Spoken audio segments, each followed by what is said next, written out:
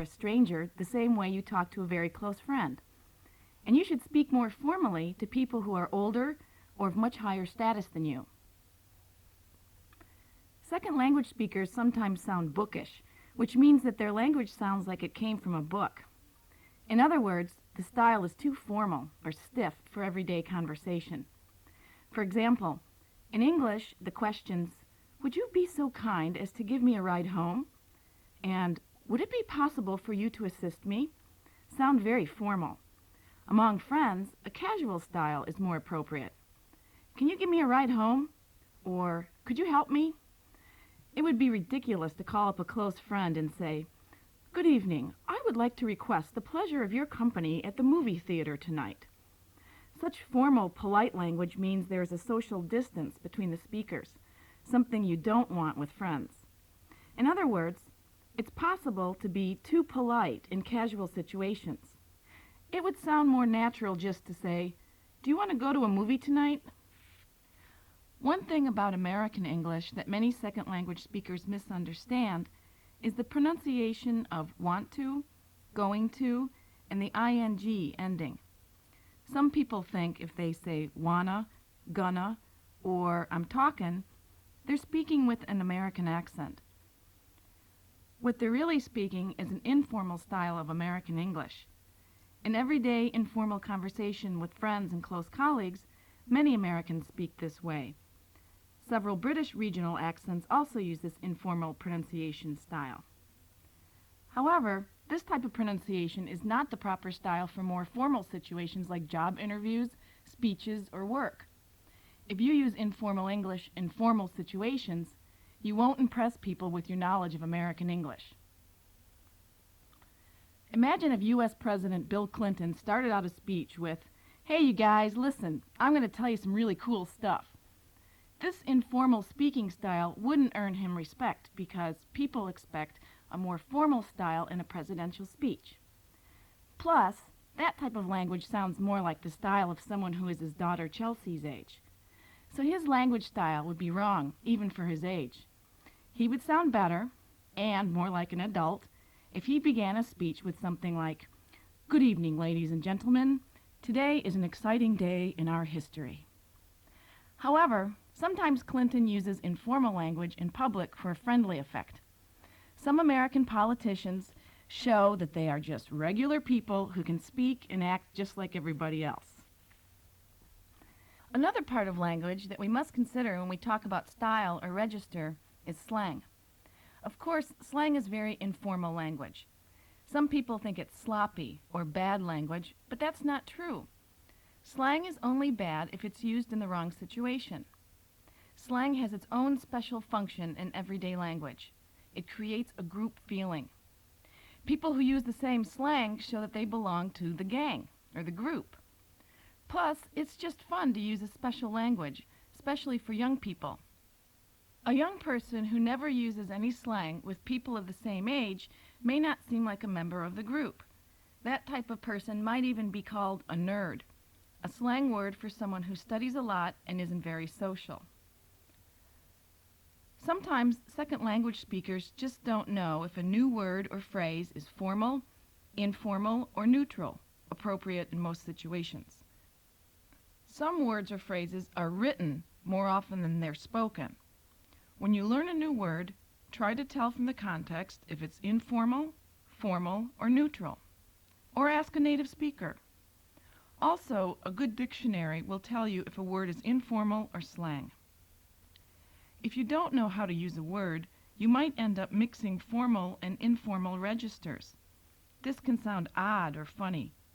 For example, if someone said, "Let us proceed and blab about some other stuff," it would sound strange. The phrase, "let us proceed," is very formal, and blab is an informal way to say talk. The word stuff also belongs to the informal register. Some comedians will mix styles for humor, but non-native speakers should avoid it. Of course, second language speakers want to sound natural in conversation, not bookish, but they shouldn't worry if they're too formal. It's more important for non-native speakers to recognize informal language and use it only in casual situations. It's always safer to be too formal and polite than too informal.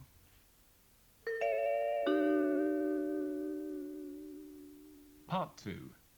The Pitfalls of Dictionary Language. A number of years ago, a friend of mine in Detroit received a letter from a young man in Poland which began with the words, "Road Madam." The author was obviously looking for the English equivalent of the Polish word droga, dear, so he looked it up in a dictionary, found the word road, and used it without further consultation. The problem arose because the Polish word droga has two meanings, road and dear. This is a problem which everybody learning a foreign language faces. Every language uses some words very broadly, i.e. the same word can have very different meanings, while other words are more restricted. Complications arise because the words used broadly or narrowly often differ from one language to the other. The following sign was seen at a swimming pool in France. Swimming is forbidden in the absence of the savior. That would bring a smile to the face of any native speaker of English. Do you know why? Simply because the French word sauveur means both lifeguard, and that is what should have been used here, as well as savior in the religious sense, as the redeemer or messiah. Actually, a native speaker of English would probably have written, "Swimming is prohibited when there is no lifeguard on duty," or, conversely, "Swimming permitted only when lifeguard on duty." Our French signwriter obviously had no such feeling of English and fell into the pitfall of what we might call dictionary language. From France, let us move to Poland, where a Warsaw restaurant menu included the following entry. Beef rashers beaten up in the country people's fashion.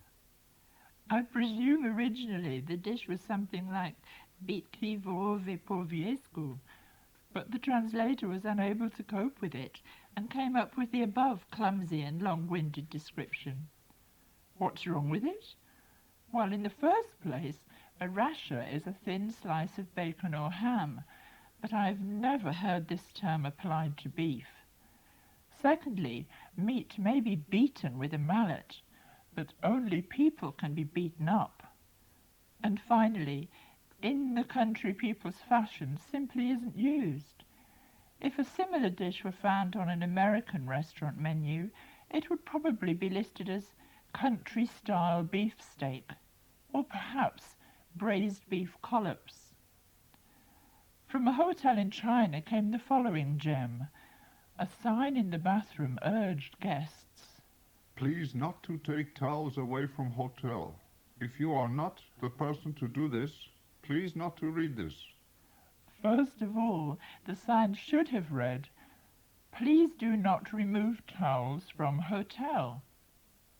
Secondly, the next sentence is not only grammatically incorrect, "Please do not read this" would have been the right way, but it makes no sense.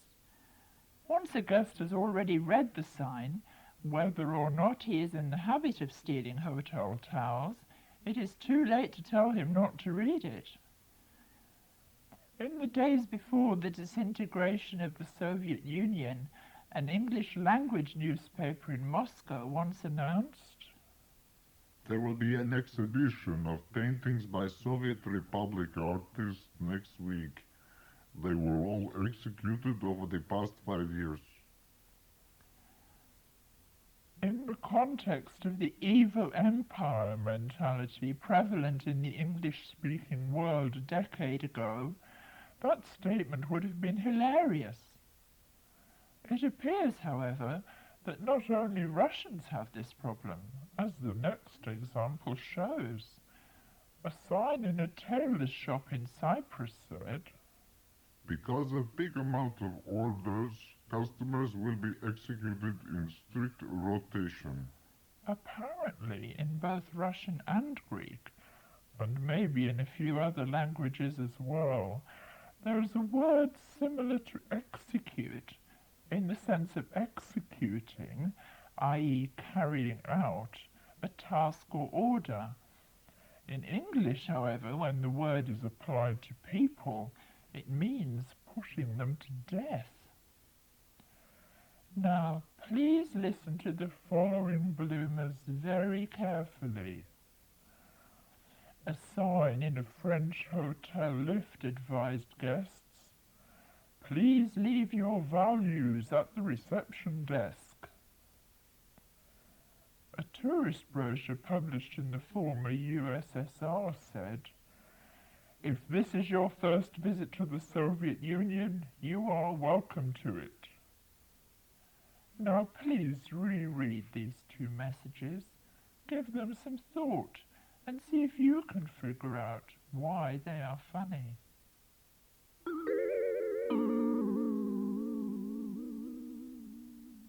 Part 3. Accent on accent. Our accents have effects on others. Some people find foreign accents charming or sexy.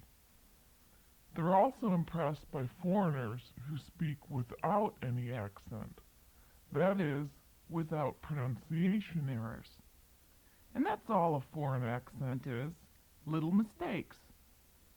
Pronunciation errors are not a crime, but something natural. however, we want to try our best and speak with a good accent so that people understand us better. Accent also refers to pronunciation differences, like a typical New York accent in which the R sound after vowels is dropped. Someone who speaks with this type of accent might say, "I parked my car." Accents of all kinds have an effect on people. In a linguistic experiment in Britain, announcements were made in a theater requesting people to fill out a questionnaire. On some nights, the announcement was made with a standard accent called received pronunciation, or RP, standard British pronunciation, also known as BBC English. On other nights, the announcement was made in a non-standard accent. More people filled out the questionnaire and gave longer answers on the nights when the announcement was made in the standard accent. As a non-native speaker of English, you think, "I want a perfect accent. It sounds so much better." You tie your tongue in knots, trying your best to pronounce a word in English, but someone still corrects you. You repeat the word, but you are corrected again. Confused, you protest, "That's what I said!" But it's not. You pronounce the word using the sound system that you know. For example, one source of a typical Polish accent in English has to do with the fine distinction between buck and bug. The only difference between the k and the g sounds is that the g sound uses a vibration of the vocal cords called voicing. Pronounce the sounds k and g with your hand on your throat, and you'll feel the voicing with the g sound. Poles tend to use unvoiced or devoiced consonant sounds at the end of words. That's why they say, "I'm going," instead of "I'm going," or "Everything is fine." Sometimes on Polish radio, DJs or disc jockeys say they're going to play a song by Stink instead of Sting. A Pole once talked about the movie Silence of the Lamps instead of Silence of the Lambs. But don't feel sheepish if you speak with an accent. It's natural and it's part of your identity. Some people think that alcohol helps you speak a second language better, and it does seem to help a little bit in pronunciation. In research on the effects of alcohol on pronunciation, People who drank 1.5 ounces of alcohol performed better on a Thai pronunciation test than people who didn't drink alcohol. Naturally, there's a limit. Those who consumed 2 or 3 ounces of alcohol did worse than the alcohol-free group. The researcher tried a similar experiment with Valium. It didn't seem to affect pronunciation at all. Maybe people just felt better about taking the test. Your accent is also affected by when you start learning a foreign language. Linguists talk about the critical period, the time before you're 12 or 13 years old when the brain has some sort of plasticity.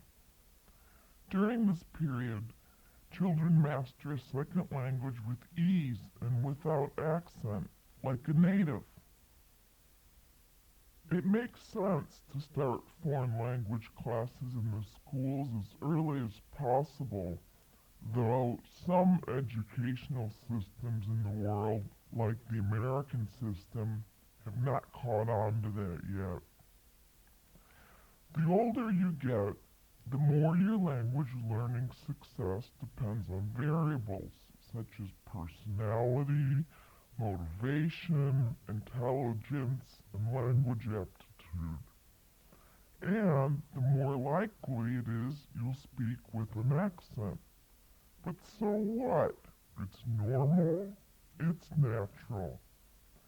If you look at the big picture of language and communication, a good accent is nice to listen to, but it isn't very important as long as it doesn't interfere with communication.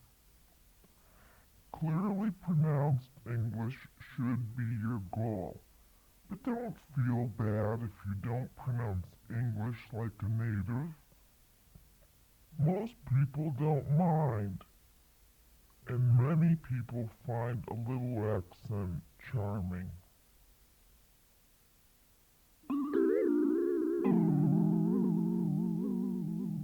Finally, to finish off our look at British and American English, we present 2 radically different examples of accents, written as they sound and spoken for you in the original, with a translation provided in the booklet.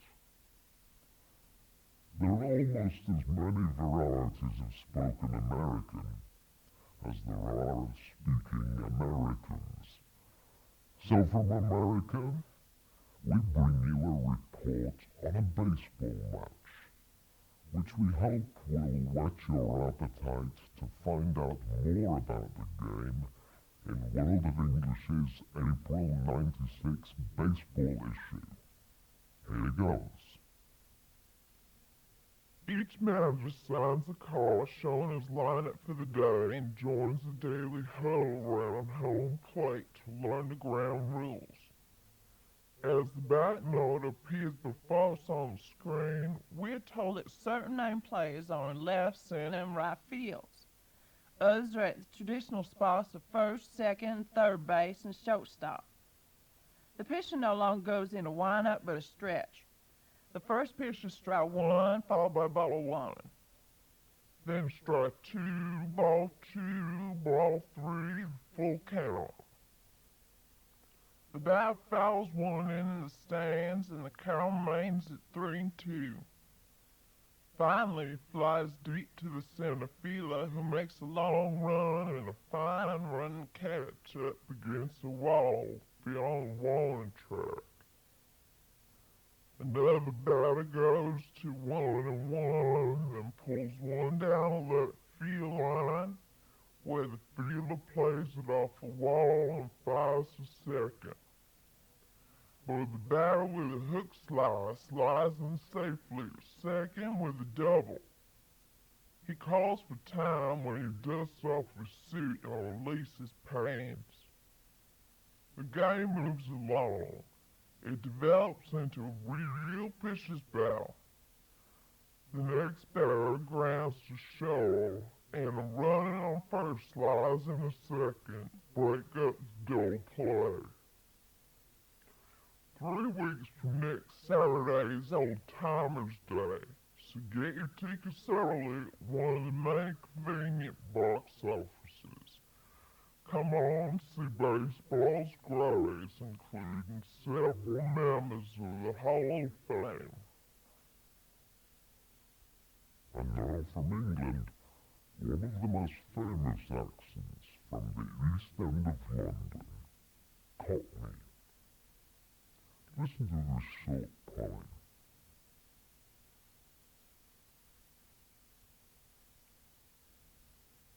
Round the plug hole. A mother was bathing her baby one night, the youngest of 10 and a tiny young mite. The mother was poor and the baby was thin, only a skeleton covered in skin. The mother turned round for the soap off the rack. She was but a moment, but when she turned back, the baby was gone, and in anguish she cried, "Oh, where is my baby?" The angels replied, "Your baby has fell down the plug hole. Your baby has gone down the plug." The poor little thing was so skinny and thin, it ought to have been bathed in a jug. Your baby is perfectly happy. He won't need a bath any more. Your baby has fell down the plug hole. Not lost, but gone before. Epitaph on a mouth. What a mouth he'd got, what a mouth. When he was a kid, God Lord love him, his poor mother must have fed him with a shovel. What a gap he'd got, poor chap. He'd never been known to laugh, 'cause if he did, he's a penny to a quid. It'd split his face in half.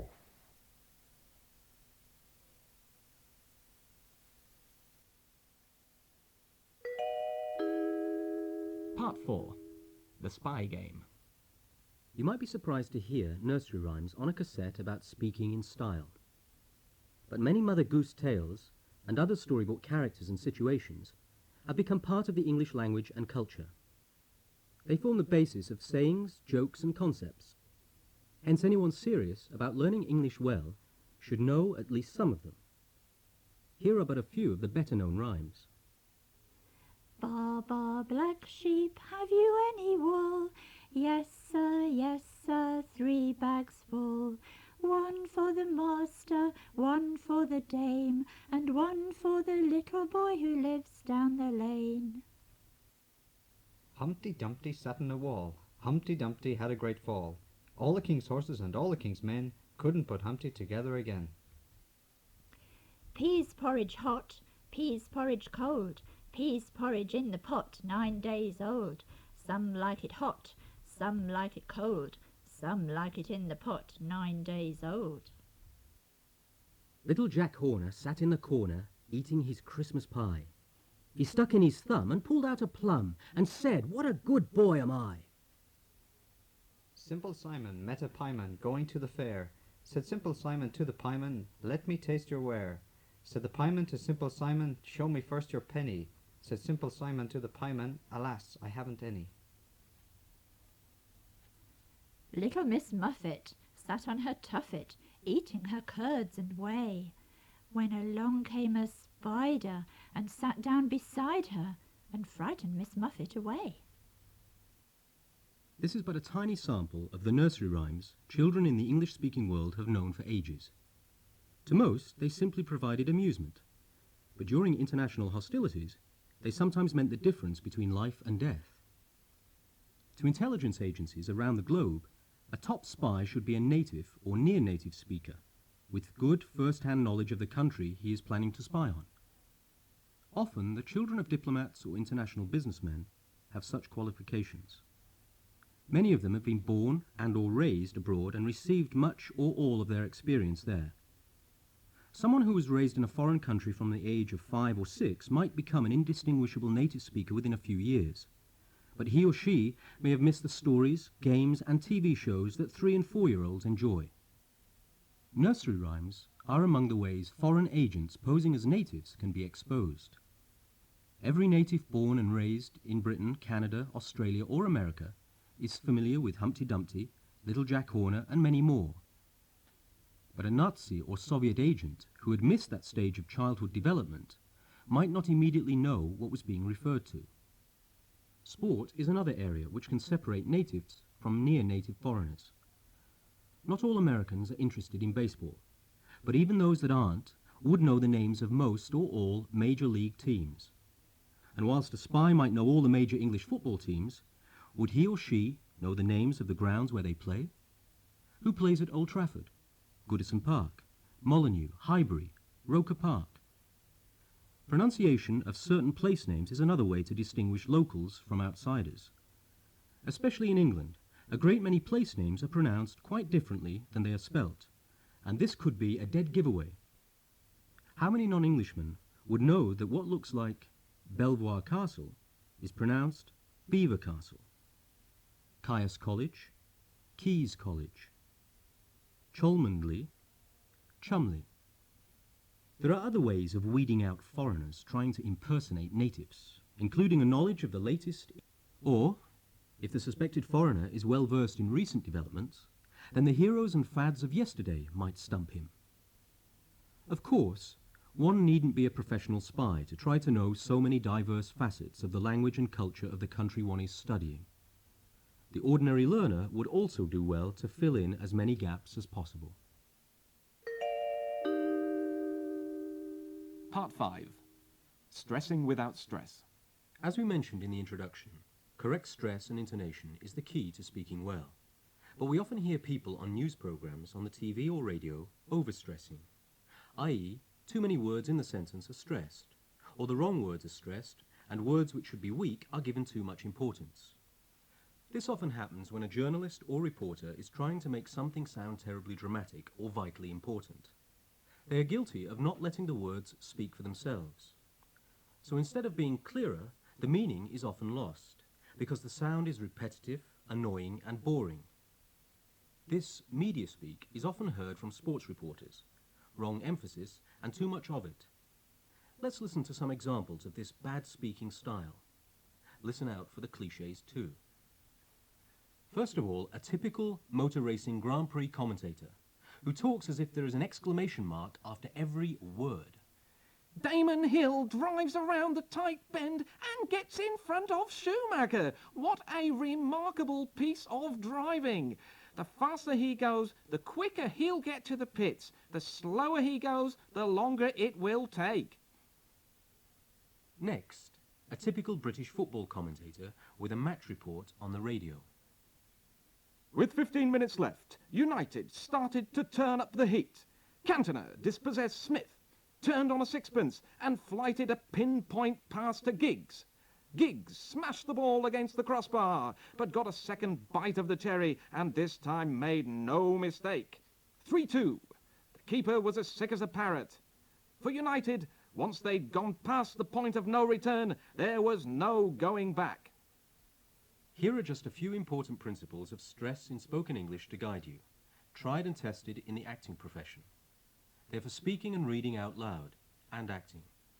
Try to keep these rules for the sake of clarity, variety and speed. But remember, you can break these rules often for the sake of sense and character. 1. Assume there is only one main stress in every grammatical sentence or clause. For example, Waitress, this coffee tastes like soap. Then I'm afraid there's been a mistake. It must be tea. The coffee tastes like burnt paper. 2. Stress nouns before adjectives and verbs before adverbs. When in doubt, go for the noun. 3. Don't stress negatives. They should work for themselves. 4. Don't colour words. For example, 99 red balloons.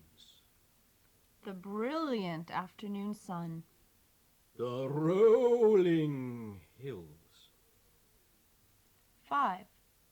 Don't stress prepositions, conjunctions, or particles unless you are playing newsreaders, sports reporters, or any other users of media speak. 6. In compound verbs, go for the main verb, not the auxiliary. For example, don't say, Much have I travelled in the realms of gold. or, I will arise and go now. except when playing, for example, users of media speak, and arguing, or playing Cinderella. I will go to the ball. 7. Don't be afraid to breathe at commas, semicolons, and of course at full stops. Part 6. Acting for radio. Let's have a listen now to an extract from a radio play, The Candidates, by Mark Edmondson. Norman has been interviewed by Mr. Spenceley for the post of English teacher at an English secondary school, and is invited back into the interview room. But all is not quite as he expected. Come in, Norman. I've been asked to... Come and see me. Yes, I know. Sit down. Thank you. Well, I've got something to tell you. The job's yours, Norman, if you want it. Thank you very much, Mr. Spenceley. Of course I want it. Of course I want it. That's what we liked about you in the interview, Norman. You're the sort of person who knows what he wants, and when he sees his chance, he'll go for it. You're a go-getter. Still not the easiest type of person to find in this profession. But we make sure we get them here, even if it means constant re-advertising and searching the four corners of the earth. Are you comfortable? Yes, thank you.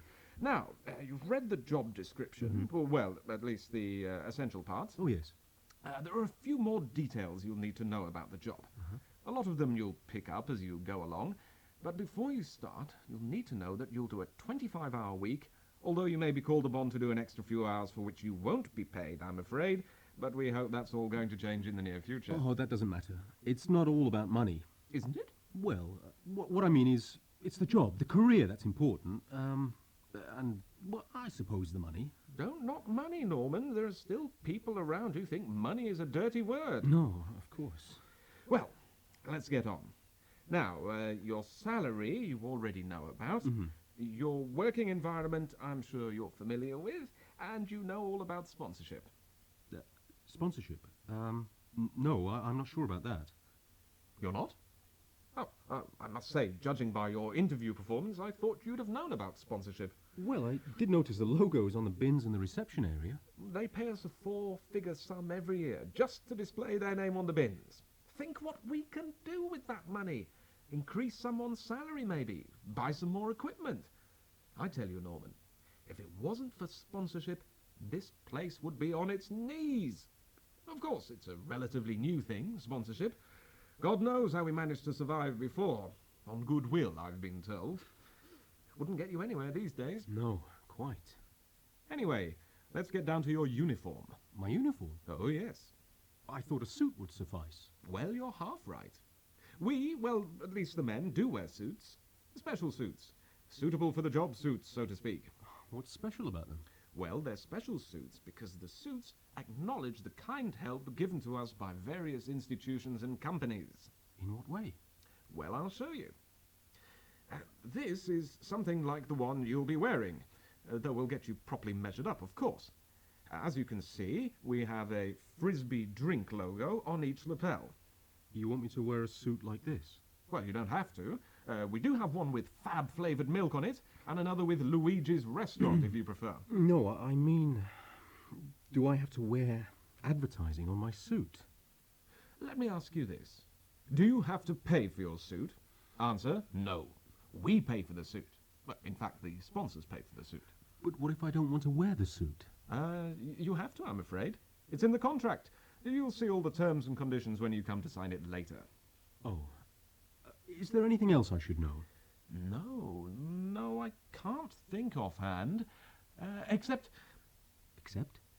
Well, it's not much really. Still, I might as well tell you about it now. Please do. Well, in addition to wearing logos, you must verbally acknowledge the sponsors. Nothing elaborate. Just, for example, when you begin work, in fact, at the beginning of every session, say something like, "This session is brought to you by Nancy's Nibbly Biscuits." You won't believe the money they give us just for that. I have to say that every time I start work. No. Good. Every time you begin a new session in the day. But that's 4 or 5 times a day. Thereabouts. What about you? Why aren't you wearing a suit with logos? CMs never wear advertising on their clothes during interviews. It distracts the candidates, we find. Still, it might be a useful thing. It could test the concentration of the applicants, see if they're listening and all that. Do you have to acknowledge sponsors verbally on any occasion? Oh, yes. Lots of times. In fact, this interview is brought to you by Kuramoto Electronics. Is it? Yes, I told you that before, anyway. I don't think you did. Yes, perhaps you are right, come to think of it. I should have said it at the beginning of this particular interview. It is important that you honour all sponsorship agreements for which you will get a bonus every quarter.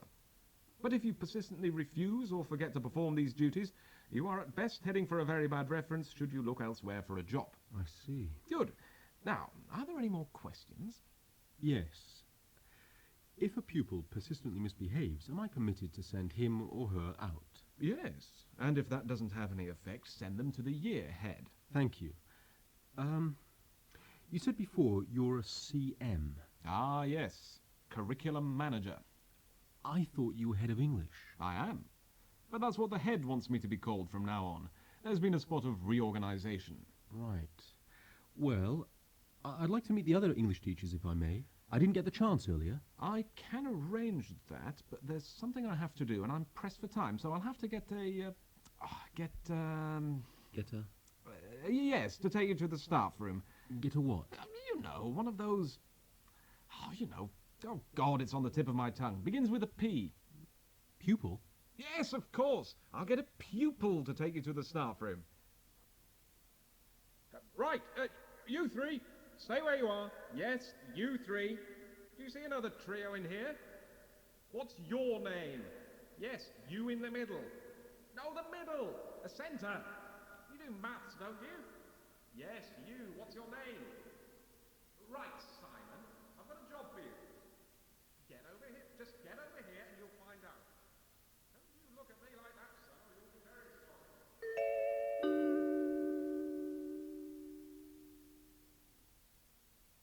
Part 7. Speaking Shakespeare. Speaking Shakespeare and classical verse in general presents the greatest possible challenge to actors. Finding the right stress and rhythm is essential in trying to unravel the meaning of the rich language. Every famous soliloquy and speech is open to interpretation, and every famous actor or actress has tried to leave his or her mark. First, that most famous of soliloquies, from Hamlet, performed by actor and director Jerry Flynn. Note that for cassette or radio, the delivery may be very different from that required to communicate with a huge audience in a vast theatre. To be or not to be, that is the question. Whether 'tis nobler in the mind to suffer the slings and arrows of outrageous fortune, or to take arms against a sea of troubles, and by opposing end them. To die, to sleep, no more. And by a sleep to say we end the heartache and the thousand natural shocks that flesh is heir to. 'Tis a consummation devoutly to be wished, to die, to sleep, perchance to dream. Aye, there's the rub. For in that sleep of death, what dreams may come, when we have shuffled off this mortal coil, must give us pause. There's the respect that makes calamity of so long life. For who would bear the whips and scorns of time, the oppressor's wrong, the proud man's contumely, the pangs of despised love, the law's delay, the insolence of office, and the spurns that patient merit of the unworthy takes, when he himself might his quietus make with a bare bodkin? Who would fardels bear, to grunt and sweat under a weary life, but that the dread of something after death, the undiscovered country from whose bourne no traveller returns, puzzles the will, and makes us rather bear those ills we have than fly to others that we know not of? Thus conscience does make cowards of us all. And thus the native hue of resolution is sicklied o'er with the pale cast of thought, and enterprises of great pitch and moment, with this regard their currents turn awry, and lose the name of action. Next, the chorus in Henry V on the night before the Battle of Agincourt between the English and the French. The French, who heavily outnumber the tired English, are easily expecting to win and are impatiently waiting for daylight to arrive. Now entertain conjecture of a time when creeping murmur and the pouring dark fills the wide vessel of the universe. From camp to camp, through the foul womb of night, the hum of either army stilly sounds, that the fixed sentinels almost receive the secret whispers of each other's watch. Fire answers fire, and through their paly flames each battle sees the other's umbered face. Steed threatens steed, in high and boastful neighs, piercing the night's dull ear. And from the tents, the armourers, accomplishing the nights, with busy hammers closing rivets up, give dreadful note of preparation. The country cocks do crow, the clocks do toll, and the third hour of drowsy morning name. Proud of their numbers and secure in soul, the confident and overlusty French do the low-rated English play at dice, and chide the crippled, tardy-gated knight who, like a foul and ugly witch, doth limp so tediously away. The poor condemned English, like sacrifices, by their watchful fires sit patiently and inly ruminate the morning's danger. And their gestures sad, investing lank, lean cheeks and war-worn coats, presenteth them unto the gazing moon so many horrid ghosts. Oh, now, who will behold the royal captain of this ruined band, walking from watch to watch, from glory on his head? For forth he goes and visits all his host, bids them good morrow with a modest smile, and calls them brothers, friends, and countrymen. Upon his royal face there is no note how dread an army hath enrounded him, nor doth he dedicate one jot of colour unto the weary and all-watched night, but freshly looks, and overbears a taint with cheerful semblance and sweet majesty, that every wretch, pining and pale before, beholding him, plucks comfort from his looks. A largesse universal, like the sun, his liberal eye doth give to every one, thawing cold fear, that mean and gentle all behold, as may unworthiness define, a little touch of Harry in the night. And so our scene must to the battle fly, where, oh for pity, we shall much disgrace, with 4 or 5 most vile and ragged foils, right ill disposed in brawl ridiculous, the name of Agincourt. Yet sit and see, minding true things by what their mockeries be.